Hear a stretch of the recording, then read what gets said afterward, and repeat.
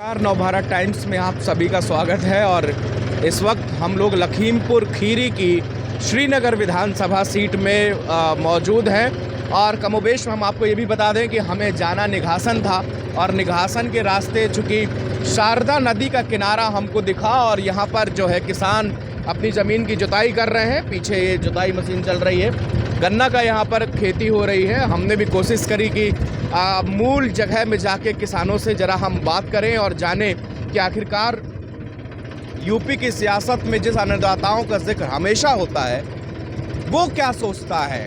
इधर तक आने की शायद ही कोई इस इलाके में बेल्ट में हम लोग जहां नवभारत टाइम्स की टीम आज यहां पर मौजूद है, पहुंची हुई है, तो ज़रा हम इन लोगों से बात करेंगे और जानेंगे कि इनकी क्या समस्याएं हैं। क्या किसानियों में देखिए दिन रात मेहनत कर रहे हैं, जुताई पूरा इतना बड़ा क्षेत्र है।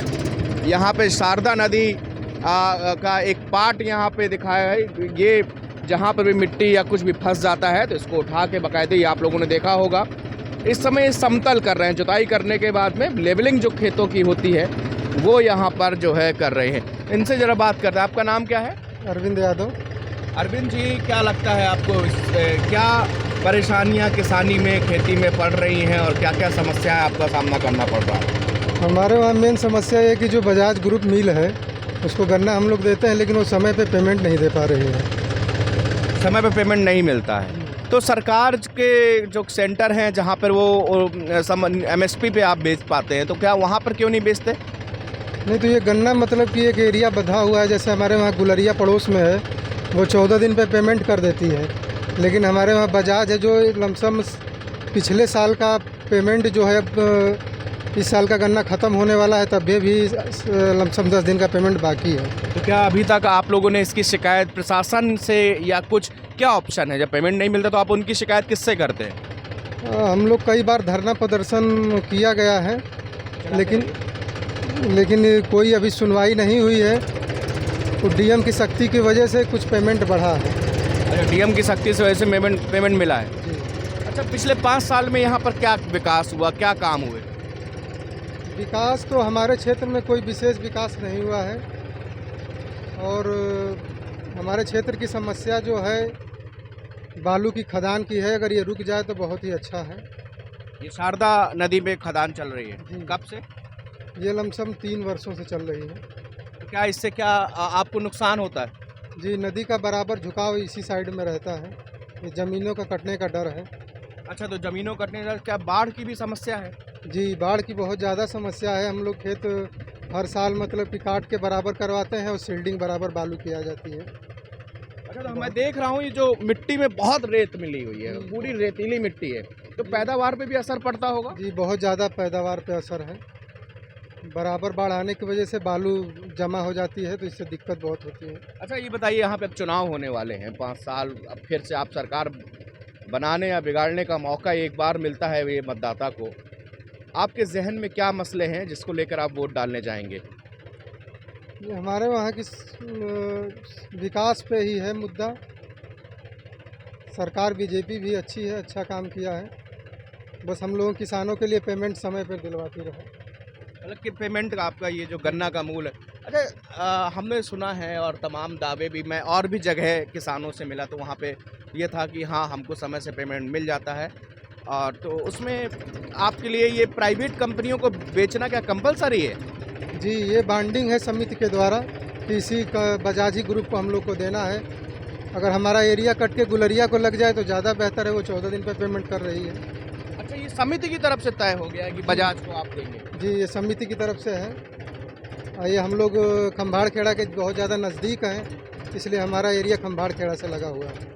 अच्छा जी, तो ये अभी आप गन्ना ही इसमें पैदा करेंगे? जी, अभी गन्ना इसको काटा है हमने, फिर इसमें गन्ना की बुआई करेंगे।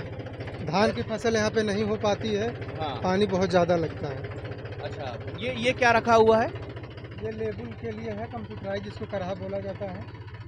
हमारा ये साधारण का रहा है और जो दूसरे ट्रैक्टर में है वो कंप्यूटराइज है।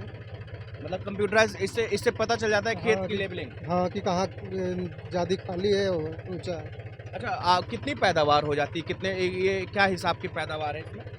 बाढ़ वही ज़्यादा आने की वजह से लमसम बीघे में वही 50-50 कुंटल का एवरेज निकल पाता है। एक बीघा में 50 कुंटल। यहाँ पे एक बीघे का रकबा कितना होता है, कितने बिस्सों का? 20 बिस्सों। 20 20 बिस्सों का, जी। हाँ। तो ये इसके साथ साथ जरा सा मैं एक बार ये भी बताइए कि अब चूँकि किसानों का ये मुद्दा अभी जो है लखीमपुर खीरी निघासन आपके बिल्कुल नज़दीक है। निघासन में ये जो बवाल हुआ पिछले किसानों के, वो किसान की मृत्यु तक हो गई, इसका असर कितना पड़ा है किसानों में, कम्युनिटी में या क्षेत्र में? जो कि आपको पता है कि आज जो अजय मिश्रा टेनी जो गृह राज्य मंत्री हैं, उनके लड़के आशीष मिश्रा आज जेल से भी रिहा हो रहे हैं, तो जमानत मिल गई उनको। तो वो क्या उनका मुद्दा लोगों पे उसके प्रति भी गुस्सा है? उसके प्रति कोई खास गुस्सा लोगों में नहीं है, क्योंकि वो एक राजनीति के हिसाब से था। अब उसमें क्या हुआ क्या नहीं हुआ कोई, अब ये तो जो मौके पे था वही बता पाएगा। अच्छा, नहीं, निघासन यहाँ से कितनी दूर है? निघासन यहाँ से लगभग, अगर ये सीधा ही रास्ता बना होता तो 20 किलोमीटर था, लेकिन आपको शारदा नगर होके जाना पड़ेगा, 45 किलोमीटर है। 45 किलोमीटर। तो हम लोग ये इस समय जो है आप देख रहे हैं कि अब हम लोग ये जो रास्ता है, चूँकि पुल का विकास नहीं हुआ, जिसके कारण देखिए 25 किलोमीटर हमको निघासन की ओर निकलना है, लेकिन यहाँ पे चूँकि कोई भी फ्लाईओवर ब्रिज नहीं है, इसलिए अब हमको यहाँ से वापस जो है हमारी जहाँ पे जी ये सरकारी पहले प्राइवेट पुल का ठेका हुआ करता था, जो पचपेड़ी पीपिया वाला पुल है, लेकिन जब से ये सरकारी हो गया है तब से इस पे मतलब कि बिल्कुल लापरवाही है, समय पे पुल नहीं बन पा रहा है। ये इससे बड़ा ही किसानों को भी दिक्कत हो रही है। लगभग 100-200 एकड़ किसानों का ज़मीन उस पार भी है, लेकिन वो गन्ना निघासन होकर उस पर शारदा नगर होके ले आ रहे हैं, उनको बहुत ज़्यादा समस्या है।